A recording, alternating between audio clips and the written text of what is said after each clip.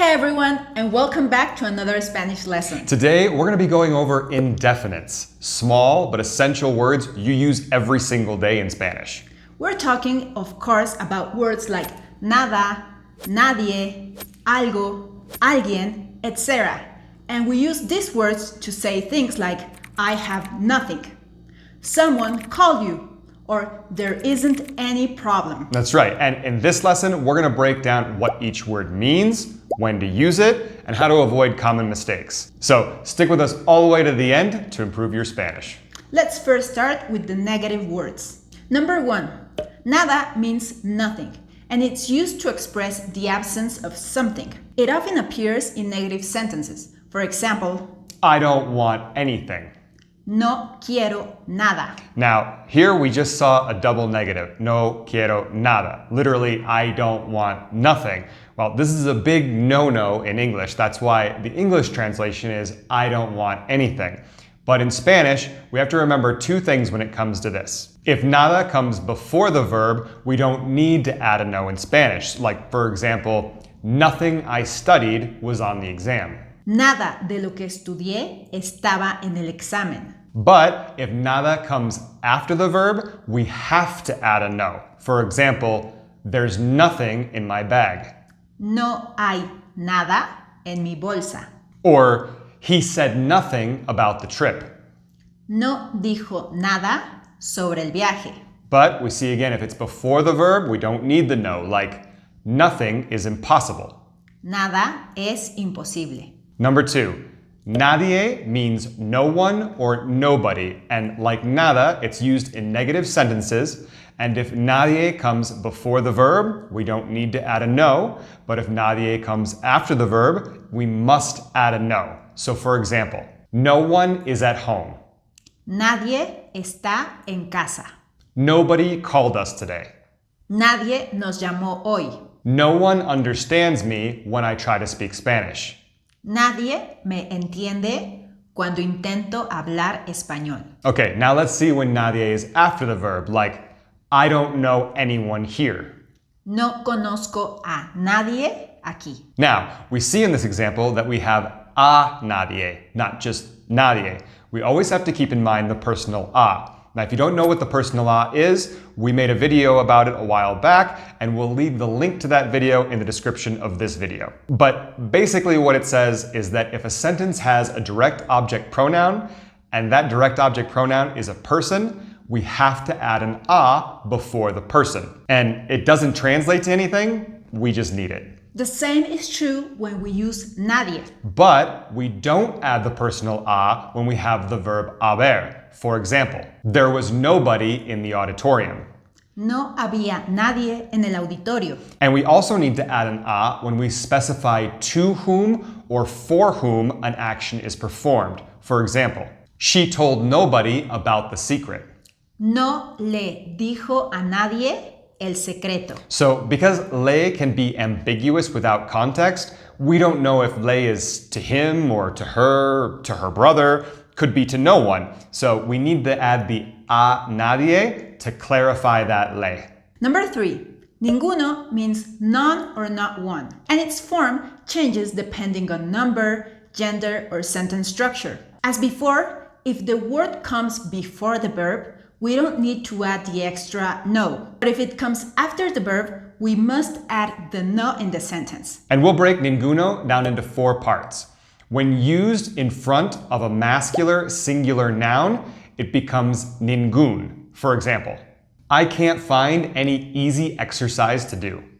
No encuentro ningún ejercicio fácil para hacer. So because ejercicio is singular masculine noun, we use ningún in front of it. Let's see another one. In this town, there are no restaurants open. En este pueblo no hay ningún restaurante abierto. Not one student passed the physics test. Ningún estudiante pasó el examen de física. Now, when not used as an adjective in front of a noun, but rather as a pronoun alone, we use ninguno. For example, none of my friends came to my graduation. Ninguno de mis amigos vino a mi graduación. So let's do a really simple example to see the difference between the two. Okay, so if we have, I don't have any anthropology books. No tengo ningún libro de antropología.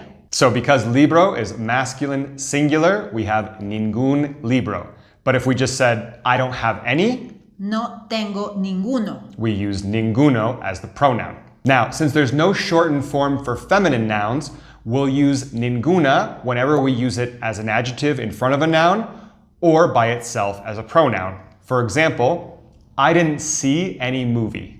No vi ninguna película. Or I didn't see any. No vi ninguna. So in this case, we'll use ninguna for both. And remember, if it's at the beginning of the sentence before the verb, we don't need an extra no. So for example, none of these options work for me.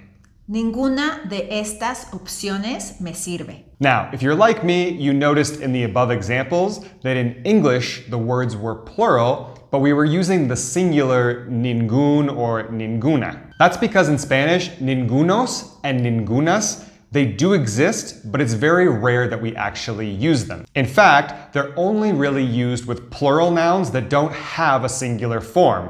Think vacaciones or gafas. For example, I don't have any glasses.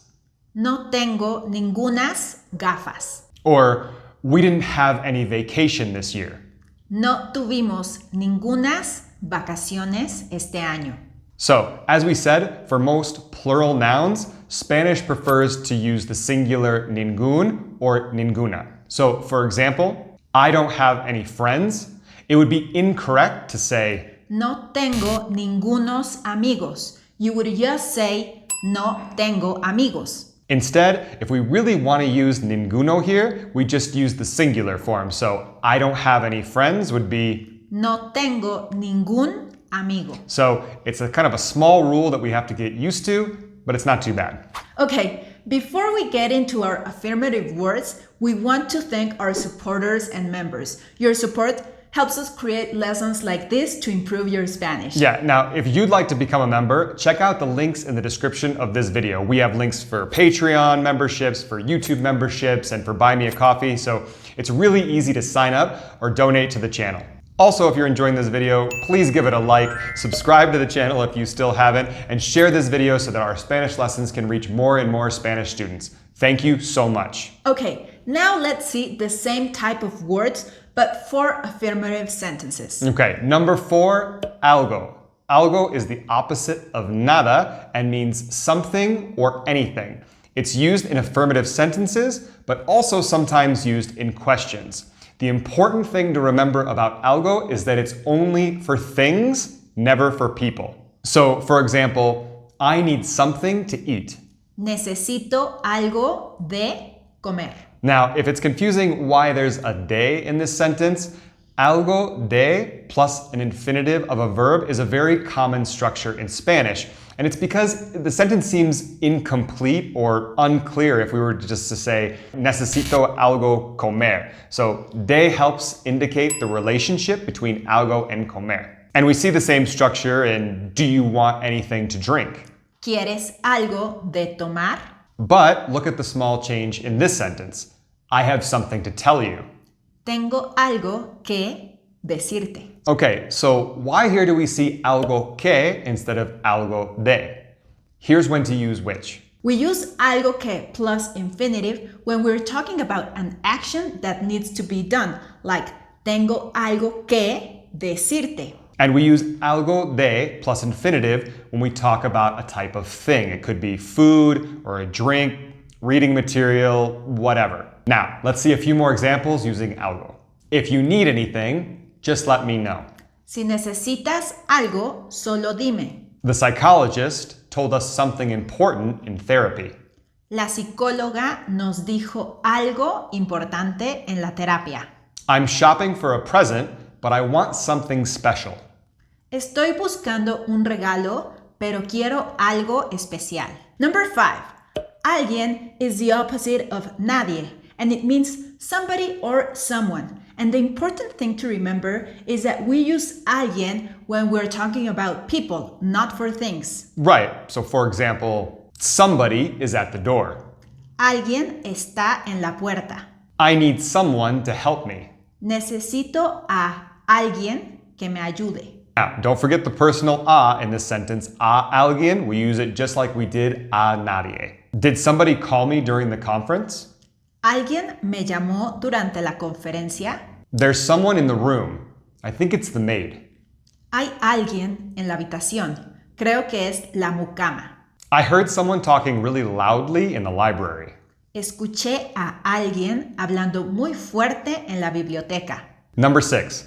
Alguno means any, some, or one of. And just like ninguno, its form changes based on gender, number, or sentence structure. And keep in mind, alguno, alguna can refer to things or people, and we'll break it down into 4 parts. When placed before a masculine, singular noun, alguno becomes algún, just like ninguno became ningún. So for example, is there any problem?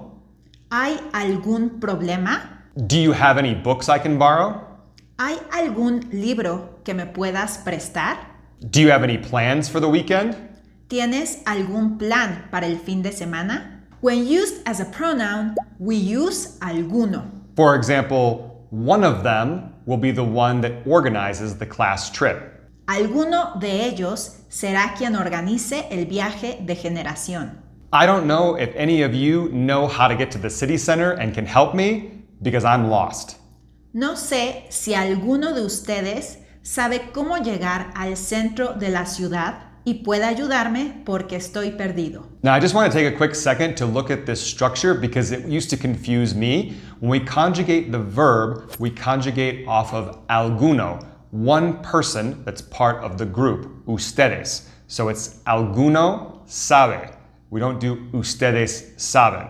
So be careful with that. Now, since there's no shortened form for feminine nouns, we use alguna both as the adjective before a noun and as a pronoun. So for example, I need some excuse to leave the office early. Necesito alguna excusa para irme temprano de la oficina. I'm going to choose one of the women for the character of Juliet. Voy a elegir a alguna de las mujeres para el personaje de Julieta. Now lastly, while ningunos, ningunas is rarely used because Spanish prefers the singular ningún or ninguna, algunos y algunas doesn't have that same restriction exactly. So for example, you could say, some of my friends are coming next Friday. Algunos de mis amigos vienen el próximo viernes. If you need any recommendations, I can give you them.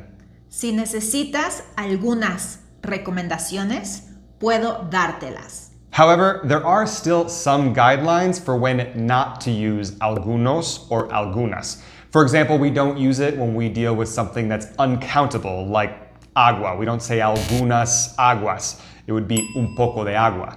Or when some is too vague or unnecessary. Instead of saying, yo compré algunas frutas, it's more natural to say, yo compré fruta. And that's it. Thank you so much for watching this video. Give it a like, subscribe to the channel if you still haven't so you don't miss any other lessons. Now watch this video to keep improving your Spanish. Until next time.